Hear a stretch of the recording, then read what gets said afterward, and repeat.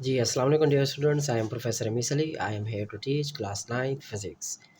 Students, आज हमने basically एक न्यू टॉपिक डिस्कस करना है, ठीक है? ये आपका जो है बेसिकली ये शॉर्ट क्वेश्चन भी है और ये लॉन्ग क्वेश्चन भी एग्ज़ाम में पूछा जा सकता है, ठीक है? तो नाम क्या है इसका? Methods to reduce frictions. अब स्टूडेंट्स, हम बेसिकली प्रीवियस टॉपिक में डिटेल के साथ हम बेसिकली फ्रिक्शन के बारे में पढ़ चुके हैं कि फ्रिक्शन जो है बेसिकली सम टाइम हमारे पास क्या होती है, फ़ायदेमंद होती है और सम टाइम क्या होती है, नुकसानदेह होती है, ऐसे ही है ना? तो अब हमने बेसिकली उस फ्रिक्शन को क्या करना है, रिड्यूस करना है। मतलब कि उसे क्या करना है, हमने रिड्यूस करना है। तो हम उसे रिड्यूस कैसे करेंगे?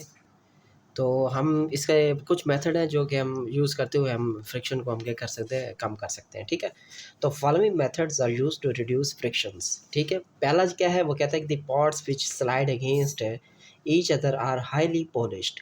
सबसे पहले तो आप क्या करें कि जो पार्ट्स हैं व्हीकल्स के हैं या कोई और ऑब्जेक्ट है, ठीक है, जो आपस में क्या हो रहा है स्लाइड कर रहे हैं। जैसे फॉर एग्जाम्पल मशीन है, उसके दो पार्ट्स आपस में क्या कर रहे हैं, ऐसे आपस में स्लाइड कर रहे हैं। उन ऑब्जेक्ट को आप प्रॉपर तरीके से पहले क्या करें, पॉलिश कर लें। तो इससे भी एक फ़ायदा होता है कि जो बेसिकली फ्रिक्शन है वो क्या हो जाती है, रिड्यूस हो जाती है, ठीक है? तो बेसिकली इसका सेकंड जो है वो कहता है कि since the friction of liquid is less than that of the solid surfaces, therefore oil और grease is applied between the moving parts of the machinery. अब वो कहता है कि बेसिकली जो मशीन के पार्ट होते हैं, ठीक है, मशीनरी के जो पार्ट होते हैं, उनको आप क्या करें, ग्रीस करें और ऑयल दें ताकि उनके दरमियान जो फ्रिक्शन है, ठीक है, वो क्या हो, कम हो। देखो स्टूडेंट, सम टाइम आपने देखा होगा ये जो आपके डोर के जो वो होते हैं, लॉकर होते हैं बेसिकली, वो भी क्या होते हैं, उन्हें ज़ंग लग जाए तो वो बेसिकली वो भी बिल्कुल टाइट हो जाते हैं, ठीक है? तो जब आप उसको आप ग्रीस करते हैं या ऑयल देते हैं तो आराम से वो क्या होते हैं, खुल जाते हैं, ठीक है? तो उसकी उनकी फ्रिक्शन कम हो जाती है by using the oil and grease, ठीक है? तो ये हो गया। इसी तरह moving parts of the machinery, machine के अंदर भी बहुत सारे पार्ट्स होते हैं जो कि आपस में क्या कर रहे होते हैं, स्लाइड कर रहे होते हैं। तो उनके दरमियान भी फ्रिक्शन कम करने के लिए हम ऑयल का यूज़ करते हैं, ऐसे ही है। इसी तरह स्टूडेंट्स, एक और एग्जांपल याद आ गई मुझे, जैसे बाइक का या फिर साइकिल का जो चेन होता है, चेन के अंदर भी आप क्या दे देते हैं, ऑयल मतलब कि लगा देते हैं, ग्रीस लगा देते हैं ताकि आपकी जो साइकिल के जो पेडल है वो स्मूथ चले, ठीक है? तो ये भी क्या है, एक फ्रिक्शन कम करने का एक तरीका होता है। अब थर्ड क्या है, कहते हैं rolling friction is much less than the sliding friction, so sliding friction is converted into the rolling friction by use of the ball bearing in the machines and wheels under heavy object. Students, ये जो points है बड़ा important है और यहाँ से question भी बनता है कि why rolling friction is less than sliding friction. यहाँ से क्वेश्चन आता है, मैं यहाँ पे क्वेश्चन मेंशन कर देता हूँ, ठीक है? क्वेश्चन आता है कि वाई,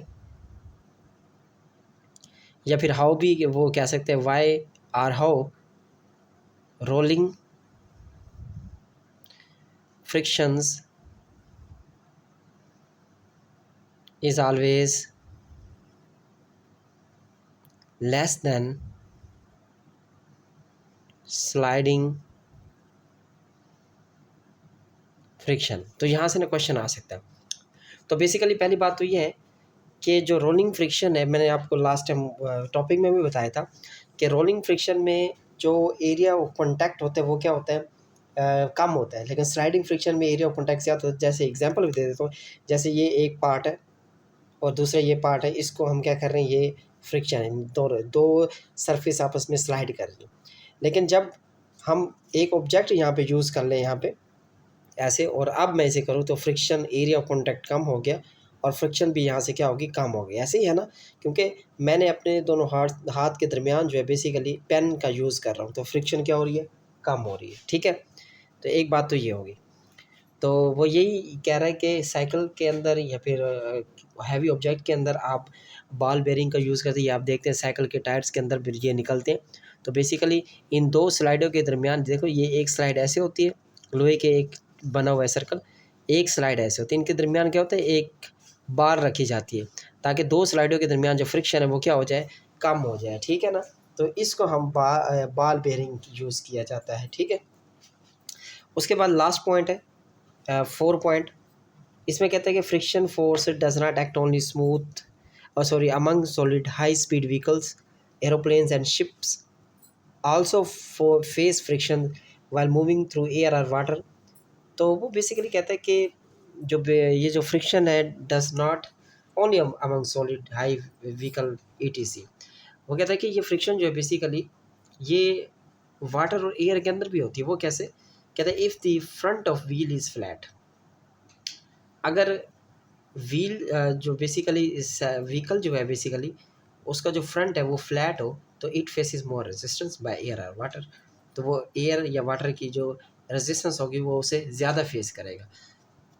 सिंपल सी बात है, अगर कोई ऐसी गाड़ी है जिसका फ्रंट क्या बहुत बड़ा हो तो उसके ऊपर रेजिस्टेंस का जो इफेक्ट होता है वो भी ज़्यादा हो जाता है।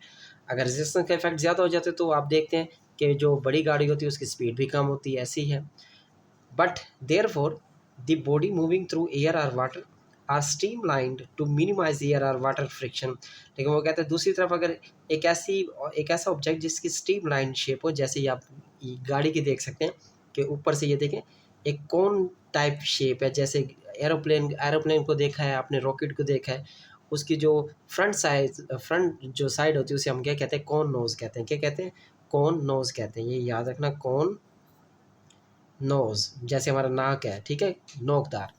तो बेसिकली एरोप्लेन रॉकेट की भी इसी तरह होती है, कार भी देखें यहाँ पे एक कॉन नोज शेप है। ये फ्रिक्शन को मिनिमाइज करते हैं, कम करते हैं ताकि स्पीड ज़्यादा हो और क्या हो, फ्रिक्शन कम हो। ये बात आपने याद रखनी है। और दूसरा ये है कि ऐसी गाड़ी जिनका फ्लैट एरिया जो होता है वो ज़्यादा होता है तो वहाँ पे फ्रिक्शन भी क्या होती है स्टूडेंट्स, ज़्यादा होती है। ठीक है, तो फ्रिक्शन के ज़्यादा होने से एक तो स्पीड भी कम होती है, ठीक है, दूसरा एनर्जी का भी क्या होता है, वेस्ट होता है। फिर नेक्स्ट वो कहता है कि in this case the air passes smoothly over the slanting surface of the vehicles. This type of flow of air is known as streamline flow.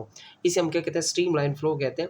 जैसे आपने देखा होगा जो जैसे कि कुछ फ़िश होती हैं, बिल्कुल कुछ नहीं बल्कि सारी फ़िश होती हैं पानी के अंदर क्या कर रही होती हैं, फ्लोटिंग कर रही होती हैं। तो उनका जो फ्रंट साइड होती है, फ्रंट एरिया होता है, आपने देखा होगा बिल्कुल फ़िश का कैसे होता है, यहाँ पे बना के मैं दिखा देता हूँ। ये फ़िश बिल्कुल ऐसे होती है, ये देखें यहाँ पे क्या है, इसकी कौन नोज़ देखें बिल्कुल नोकदार है। क्यों? क्योंकि इन्होंने वाटर के अंदर क्या करना है, सफ़र करना होता है, फ्लोट करना होता है। तो बेसिकली वाटर के अंदर भी रेजिस्टेंस है, वाटर रेजिस्टेंस, लेकिन फिर भी फ़िश जो होती हैं बेसिकली वो एक स्पीड के साथ चल रही होती है। किस वजह से? इसी वजह से उसकी जो कौन नोज़ है वो क्या है, बारीक है। ये एक अल्लाह ताला ने एक निज़ाम बनाया हुआ है कि अल्लाह ताला ने फ़िश को भी इसी सिस्टम पे बनाया ताकि वो वाटर के अंदर जो है बेसिकली ईज़िली फ़्लो कर सके। ठीक है स्टूडेंट्स? तो ये आपके पास कुछ 4 मेथड है, मेथड टू रिड्यूस फ्रिक्शन है। तो इसके अंदर जो इंपॉर्टेंट क्वेश्चन फर्दर बन सकते हैं वो मैंने आपको यहाँ पे बना दिया है कि why rolling friction is always less than sliding friction. तो कॉन्टैक्ट एरिया जिसका ज़्यादा होगा तो फ्रिक्शन उसकी ज़्यादा होती है, लेकिन रोलिंग फ्रिक्शन के अंदर कॉन्टैक्ट एरिया कम होता है। ठीक है? और इसी तरह जो स्ट्रिंग लाइन है यहाँ से भी क्वेश्चन आ सकता है, तो आपने ये जो मैंने हाईलाइट कर दिया ये आपने लिख देना है। ठीक है? तो स्टूडेंट्स, आपको उम्मीद है ये लेक्चर समझ आ गया होगा। अल्लाह हाफ़िज़।